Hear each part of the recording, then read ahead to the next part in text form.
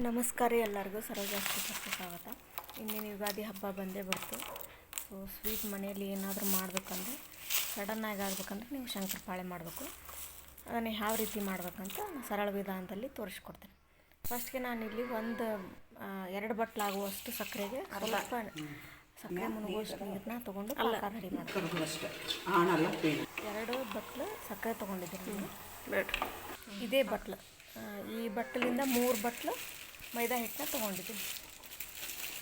Sweet ಜಾಸ್ತಿ ಬೇಕು ಅಂತ ಇಷ್ಟಪಡೋರು ಇನ್ನೂ ಸ್ವಲ್ಪ ಸಕ್ಕರೆ ಹಾಕ್ಕೋಬೋದು, ಏನು ತೊಂದರೆ ಇಲ್ಲ. ಈ ಅಳತೆಗೆ ಮಾಡಿದರೆ ನೀವು ಕರೆಕ್ಟಾಗಿ ಬರುತ್ತೆ.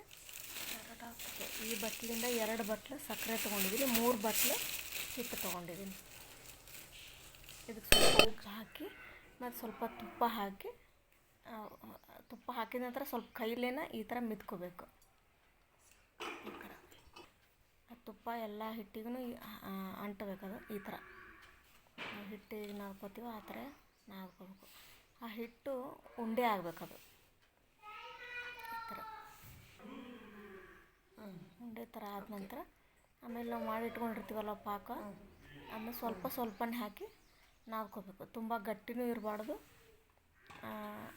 ಅಳುಕಾಗಿನೂ ಇರಬಾರ್ದು, ಮೀಡಿಯಮ್ ಸೈಜಲ್ಲಿ ನಾದ್ಕೋಬೇಕು.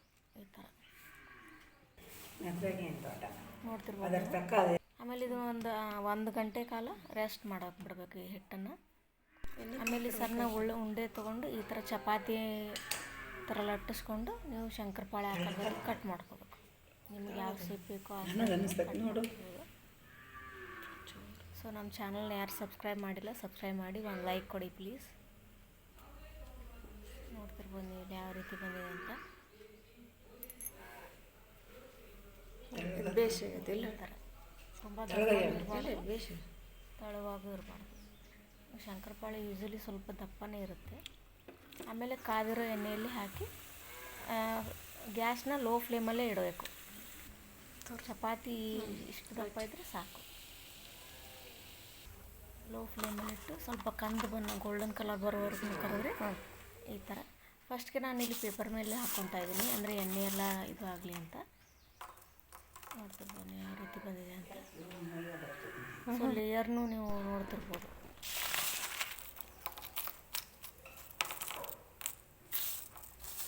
ಎಲ್ಲರಿಗೂ ಯುಗಾದಿ ಹಬ್ಬದ ಶುಭಾಶಯಗಳು. ವರ್ಷದ ಮೊದಲನೇ ಹಬ್ಬ ಇದು. So thank you for watching.